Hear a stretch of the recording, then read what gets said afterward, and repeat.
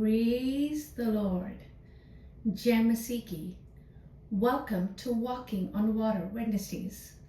मेरा नाम है अंजलि नाथ. आइए हम मिलकर परमेश्वर पर निर्भर होना सीखें. आज हम अपनी एस्थर की स्टडी को कंटिन्यू करेंगे. आज हम चैप्टर 4 उसके वर्स 14 को देखेंगे. The most famous verse of the chapter. Maybe you have come or been chosen for such a time as this. Maybe इसी कठिन समय के लिए शायद परमेश्वर ने तुझे तैयार किया है. Jen Thorne says, even when we feel that God is silent, we can be confident that He is working and orchestrating all things with exact precision for His glory and for our holiness. जब हमें लगता है कि परमेश्वर चुप है, तब भी हमें यह भरोसा होना चाहिए कि वह अपनी महिमा और हमारी पवित्रता के लिए सभी चीजों को सही समय के लिए उसका प्रबंध कर रहे हैं. एंड अगर हम देखें, even though God seems silent, पूरी बुक में परमेश्वर का नाम नहीं है, but if it's more alive that God can be is in this verse. जब मोर्दकै एस्थर को कहते हैं, maybe you have come to be the queen for such a time as this. So आइए हम recap करते हैं. हमने देखा रानी अपने खोजे हताक को मोर्दकै से वार्तालाप करने के लिए बैक एंड फोर्थ कर रही हैं, लाइक व्हाट्सएप मैसेज सेंड करते हैं ना, तो वो उनके पास जाते हैं, पता करते हैं कि वो विलाप कर क्यों रहे हैं कोर्टयार्ड के बाहर. फिर वो मोर्दकै को बताते हैं कि 10,000 की कार चांदी हमान ने राजा को दी है और यह आज्ञा निकाली है कि सारी यहूदी जाति, क्या जवान, क्या बूढ़ा, क्या स्त्री, क्या बालक, सब यहूदी मार डाले जाएं और उनका सत्यानाश किया जाए और उनकी धन संपत्ति लूट ली जाए.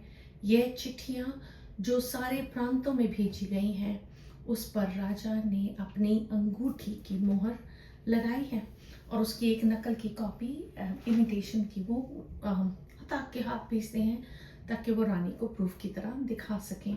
और वो उनको आज्ञा देते हैं कि तू राजा के पास जा और अपने लोगों के लिए उनके बिहाफ पर गिड़गिड़ा कर विनती कर. अगर हम इस चीज़ को ना भूलें, अब तक राजा नहीं जानते कि एस्थर जू है. सो उनकी आइडेंटिटी इज हिडन सो फार. सो वो जब हता को वापस भेजती है, वो कहती है दो ही तरीके हैं मेरे को राजा के सामने अपने आप को प्रेजेंट करने के लिए.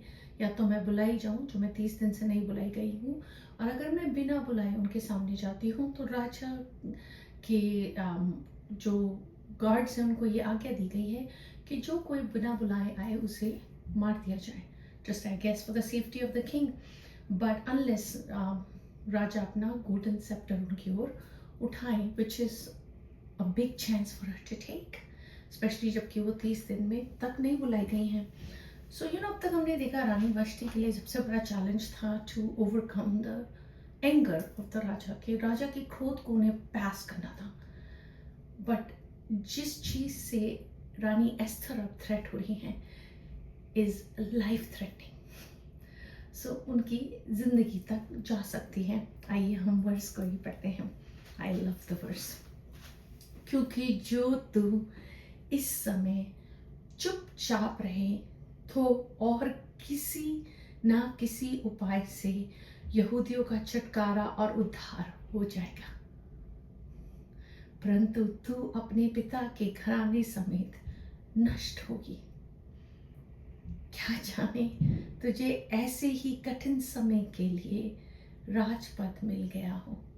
सो दो पार्ट्स हैं वर्स के, right. So the first part में वो कह रहे हैं, क्योंकि जो तू इस समय चुपचाप रहे और ना ही कुछ करना मांगे अपने लोगों के लिए, ना ही अपने लिए, और अपनी आइडेंटिटी को भी छुपा के रखे और कंफर्टेबली बैठी रहे, तो ये मत भूलियो कि किसी ना किसी उपाय से यहूदियों का छुटकारा तो परमेश्वर करेंगे ही करेंगे, क्योंकि he is the God of the Jews. परंतु तू अपने पिता के घराने समेत नष्ट होगी। बट जब हम इन वर्सेस को पढ़ते हैं ना, हमें ये नहीं भूलना चाहिए कि इट्स लाइक एन अंकल और a big brother talking to a kid sister. So under no circumstances कि हम ये सोचें कि वो उन पे उनको लाइक कट ऑफ कर रहे हैं। इट्स लाइक जैसे हमारे बड़े हमारे शोल्डर पर हाथ रखते हैं ना, हमारे एल्डर्स, और हमें कोई चीज़ समझाने की कोशिश करते हैं। वो जस्ट एक्सट्रीम सिचुएशंस में उनको रख रहे हैं ताकि वो समझ सकें, क्योंकि वो भी एक छोटी सी लड़की ही है। क्या जाने तुझे ऐसे ही कठिन समय के लिए राजपद मिल गया हो। इंग्लिश में बहुत खूबसूरती से लिखा है, whether you have not come to the kingdom for such a time as this. Perhaps this is the moment for which you have been created. So maybe you were born for a time as this. So हमें भी, अब जब हम इस verse को study करेंगे, let's pause and think कि हम किस चीज़ के लिए बुलाए गए हैं, for a time as this. तो आइए आज हम इसी विषय में बातचीत करते हैं। सबोपदेशक 3:2 में लिखा है, जन्म का समय है और मरण का भी समय है, हर चीज़ का समय है। अब रानी एस्थर का समय है और उनके द्वारा तमाम यहूदी जाति के स्वतंत्रता का भी समय है। 1 कुरिन्थियों 4:20 में लिखा है, क्योंकि परमेश्वर का राज्य बातों में नहीं है पर सामर्थ में है। हम आगे जाके इस चीज को समझेंगे। हमें परमेश्वर ने नॉट नेसेसरीली आसान जीवन बिताने के लिए बुलाया है, पर एक पर्पसफुल, उद्देश्य भरा जीवन बिताने के लिए बुलाया है। It comes with its own challenges, यहाँ रानी एस्थर की अपनी जान की बाजी लगा के अपने लोगों के लिए, अपने आप के लिए उन्हें खड़ा होना पड़ रहा है। ऐसा कोई area which really force me to think, ऐसा कौन सा एरिया है मेरे जीवन में which I am not sure which way to go, कि परमेश्वर में इनमें से कौन सा ऑप्शन चूज करूं। उस थ्रेशहोल्ड में हम कभी कभी खड़े होते हैं जब हम डिसर्न करने की कोशिश कर रहे होते हैं, समझने की कोशिश कर रहे थे इनमें से कौन सा रास्ता है जो परमेश्वर ने वो द्वार हमारे लिए खोला है। इस टाइम रानी एस्थर का future is not certain. She doesn't know how, she knows God's will now. उनको ये समझ आ रही है कि परमेश्वर की मर्जी क्या है, of course, for her to go and do the right work, to appear in front of the king. पर कैसे होगा? एंड अगर हम रियली अंडरस्टैंड करें इस चैप्टर में, मोर्देकी और रानी एस्थर के पास कोई गेम प्लान नहीं है कि पहले ये करेंगे, ये करेंगे, ये करेंगे, ये करेंगे, but just little steps of obedience. छोटे छोटे कदम वो बढ़ाएंगे, then next and then next and then next. अगर हम रानी एस्थर को देखें, शी मैरीज अ पेगन, नास्तिक राजा है, वो विश्वासी नहीं है, अपनी आइडेंटिटी ऐसे जू भी छुपा के खड़ी हुई है, उस राजभवन में रह रही हैं। अगर इस टाइम एंड एज में होते ना, तो कितने ही लोग उन पर उंगली उठाते ना। इट्स नॉट पॉसिबल कि उद्धार ऐसी लड़की के थ्रू आएगा जो झूठ बोल के राजभवन में बैठी हुई है। हम कितनी आसानी से लोगों को जज कर जाते हैं ना, कि ये कैसे परमेश्वर का काम कर सकते हैं, ये कैसे कर सकती है, ये कैसे कर सकता है। It's the I am tells you who you are. हमारी आइडेंटिटी, हम कौन है मसीह यीशु में, ये लोग हमें नहीं बताते, पर परमेश्वर हमें बताते हैं। नो मैटर हमारी परिस्थिति, पर परमेश्वर सक्षम है